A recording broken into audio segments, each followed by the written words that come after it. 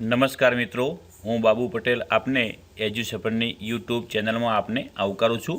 મિત્રો, હજી પણ જો આપ એજ્યુસેપરની યુટ્યુબ ચેનલ સાથે જોડાયેલા ન હો તો અહીંયા આગળ જે સબસ્ક્રાઈબનું બટન છે એના ઉપર આપ ક્લિક કરી અને આપ સબસ્ક્રાઈબ થઈ શકો છો। અને કોઈ પણ વિડીયોની નીચેના ભાગની અંદર પણ સબસ્ક્રાઈબનું બટન આપેલું હોય છે, ત્યાં આગળ સબસ્ક્રાઈબ ઉપર જો ક્લિક કરીને આપ જોડાઈ શકો છો। જો આપ અહીંયા આગળ સબસ્ક્રાઈબની અંદર જો આપને સફેદ રંગ બતાવતું હોય તો એનો મતલબ કે આપ સબસ્ક્રાઈબ થયેલા છો, તો અહીંયા આગળ આપણે ક્લિક કરવાની જરૂર નથી। માઇક્રોસોફ્ટ પાવરપોઈન્ટ 2007 પાંચમા વિડીયોની અંદર આપણે શીખીશું ડિઝાઇન ટેબની અંદર થીમ્સ બ્લોકમાં જઈ થીમ્સનો ઉપયોગ કરવો અને બ્રેકગ્રાઉન્ડ બ્લોકમાં જઈ બ્રેકગ્રાઉન્ડ સ્ટાઇલનો ઉપયોગ કરવો। મિત્રો, અગાઉના વિડીયોમાં જોયું તેમ અત્યારે તમે જે સ્લાઇડમાં છો તેનું બ્રેકગ્રાઉન્ડ આપને વ્હાઇટ દેખાય છે। હવે આનું આપણે બ્રેકગ્રાઉન્ડ આપણે બદલવા માંગતા હોઈએ તો આના માટે ઉપરના જે ટેબ છે એમાંથી આપણે ડિઝાઇન ટેબને ઉપર ક્લિક કરીશું। હવે ડિઝાઇન ટેબમાં જતાં અલગ અલગ પ્રકારના થીમ્સ આપણને મળે છે। જો આ ચેક કરી લઈએ, અલગ અલગ પ્રકારની આપણને થીમ્સ જો અહીંથી દરેકની અંદર થીમ્સ ચેન્જ થાય છે। આ રીતે થીમ્સ બદલી શકો છો।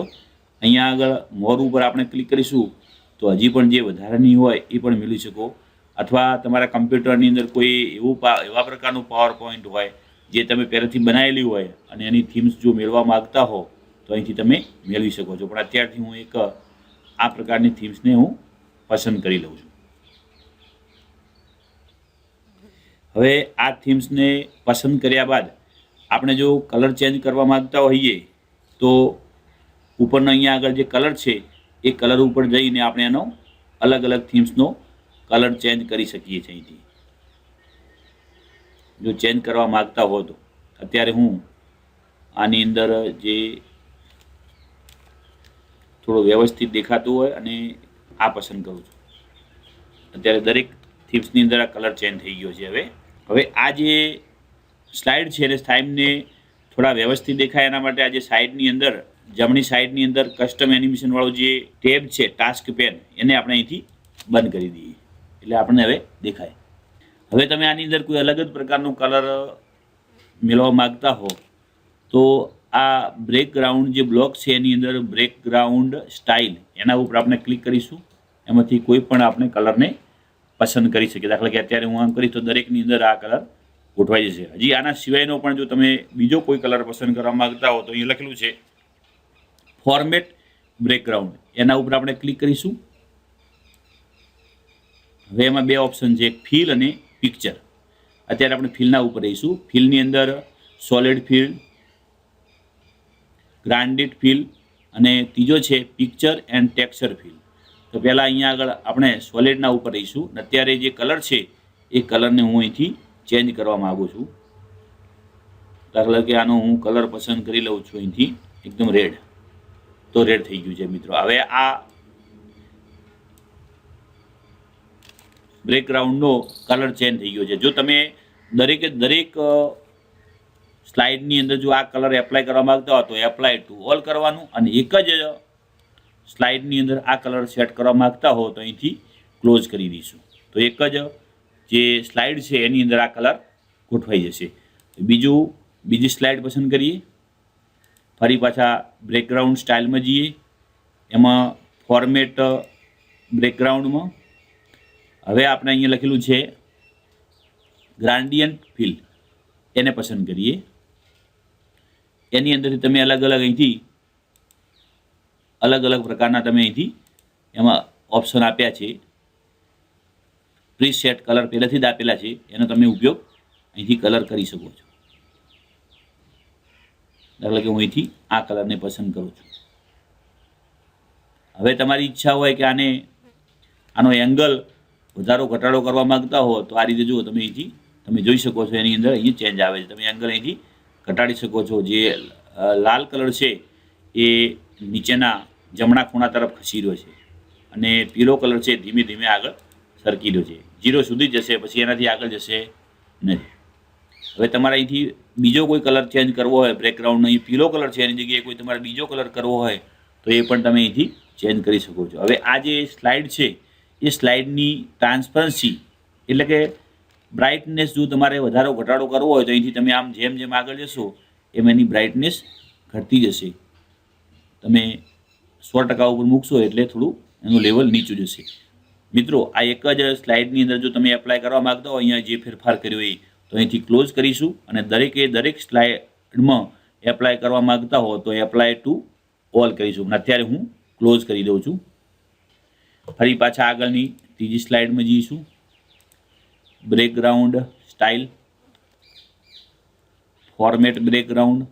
હવે આપણે આવે છે પિક્ચર એન્ડ ટેક્સચર. મિત્રો, અહીંથી તમે કોઈ પણ એક ટેક્સચર લઈ શકો છો. દાખલા કે હું અહીંથી આને આ પસંદ કરું છું ટેક્સચર. અલગ અલગ પ્રકારના તમે ટેક્સચર પસંદ કરશો તો અહીં બાજુની સ્લાઇડની અંદર એમાં ફેરફાર તમને જોવા મળશે. કારણ કે મને આ થોડું ટેક્સચર સારું લાગે છે તો અહીંથી હું પસંદ કરીશ અને એને અહીંથી એક લેફ્ટ સાઈડે અથવા જમણી સાઈડે ખસેડવા માગતા હો તો આ રીતે તમે ખસેડી શકો. તમે જોઈ શકો છો આ ટેક્સચર છે એક સાઈડે ખસી રહ્યો છે, તમે જોઈ શકો છો. અહીંયા સ્કેલ એક્સ અને સ્કેલ વાય એટલે એક્સ અક્ષ અને વાય અક્ષની અંદર આપણે ફેરફાર કરી શકીએ છીએ. અહીંથી તમે એને એલિમેન્ટ્સ પણ ચેન્જ કરવું હોય તો કરી શકો છો. અહીંથી ટોપ ટુ રાઈટ અને અહીંથી સેન્ટરમાં કરવું હોય તો સેન્ટરમાં પણ કરી શકો છો. અલગ અલગ અહીંથી એનું એલિમેન્ટ પણ ચેન્જ કરી શકો. દાખલા કે અત્યારે હું રાખું છું બોટમ તો થોડું નીચે સરકે છે અને અહીંથી ટ્રાન્સપરન્સી જો સેટ કરવા માગતા હો તો થોડીક આપણે અહીંયા આ રીતે ટ્રાન્સપરન્સીમાં પણ ચેન્જ કરી શકીએ. દરેક સ્લાઇડમાં જો આ એપ્લાય કરવું હોય તો એપ્લાય ટુ ઓલ, પણ અત્યારે હું આ એક જ સ્લાઇડમાં ચેન્જ કરું છું એટલે અહીંયા આગળ હું ક્લોઝ કરી દઉં છું. હજી પણ આગળ જઈએ. આ બેકગ્રાઉન્ડ સ્ટાઇલ, ફોર્મેટ બેકગ્રાઉન્ડ, એમાં હવે આપણે જઈશું આ પિક્ચર છે, પિક્ચરની વાત કરવી છે. પિક્ચર સેટ કરીએ. ટેક્સચરની વાત પૂરી થઈ ગઈ. હવે ઇન્સર્ટ ફ્રોમ છે. અહીંયા આગળથી હું કોઈ પણ મારા જે કમ્પ્યુટરના અંદર હોય એ કોઈ પણ એક પિક્ચર તમારે લેવાની ઈચ્છા હોય, કોઈ તમારી વેબસાઇટ હોય અથવા કોઈ સ્કૂલનો લોગો હોય એવું લેવા માગતા હો તો તમે એ પણ લઈ શકો છો. પણ અત્યારે હું એક સિમ્પલ પિક્ચરને લઈ લઉં છું અને અહીંથી ઇન્સર્ટ કરી દઉં છું. જો અહીંયા આગળ એ પિક્ચર આવી ગયું છે. હવે એને જો લેફ્ટ સાઈડે ગોઠવવા માગતા હો તો અહીંથી આપણે માઇનસમાં જઈશું તો એ લેફ્ટ સાઈડે ગોઠવાશે. અહીંથી આમ કરીશું તો એ અહીંયા પર્સન્ટેજ પ્લસમાં જેમ જશે એમ એ જમણી બાજુ તરફ સરકશે. આ રીતે આપણે સરકાવી શકીએ. ટોપ ઉપરના ભાગમાં આપણે જો જગ્યા ઉપરના ભાગમાં જગ્યા રાખવા માંગતા હોઈએ ટોપ ઉપર તો આ રીતે જે પિક્ચર છે એ નીચેના ભાગની અંદર પણ આવી શકે છે. આ પિક્ચર મૂળ સ્થિતિમાં આવી ગયું છે. હવે નીચેના ભાગમાં જો તમે જગ્યા રાખવા માંગતા હો તો અહીંથી આમ ઉપર આ પ્લસ કરીશું બોટમમાં તો અહીં નીચેના ભાગની અંદર તમે જોઈ શકો છો જગ્યા છૂટે છે અને અહીંયાથી એની બ્રાઇટનેસ ટ્રાન્સપરન્સી ઉપર આપણે જેમ જેમ વધારીશું એમ એ ઘટતું જશે. અને અહીંથી આ દરેક સ્ટાઇલની અંદર આપવું છે તો એપ્લાય ટુ ઓલ કરીશું અને આ એક જ પૂરતું રાખવું છે તો અત્યારે આપણે એક જ પૂરતું રાખી તો ક્લોઝ કરી દઈએ. હજી પણ જોઈએ. ફરી પાછા બેકગ્રાઉન્ડ સ્ટાઇલ, ફોર્મેટ બેકગ્રાઉન્ડ, એમાં પિક્ચર, એમાંથી આપણે આ વખતે ક્લિપ આર્ટનો ઉપયોગ કરીશું. તો તમે આમાંથી કોઈ પણ એક ક્લિપ આર્ટનો પણ ઉપયોગ કરી શકો છો. દાખલા કે આને હું ઓકે કરી દઉં તો આ ક્લિપ આર્ટ આવી ગયું છે. ચેન્જ કરવું હોય તો ચેન્જ પણ કરી દો. અહીંથી હું તો આ રીતે જો એ આવી ગયું છે. આગળ હતું એમના એમ ફરી પાછું પ્લસ માઇનસ તમે કરી શકો છો, ઘટાડી શકો છો. અહીંથી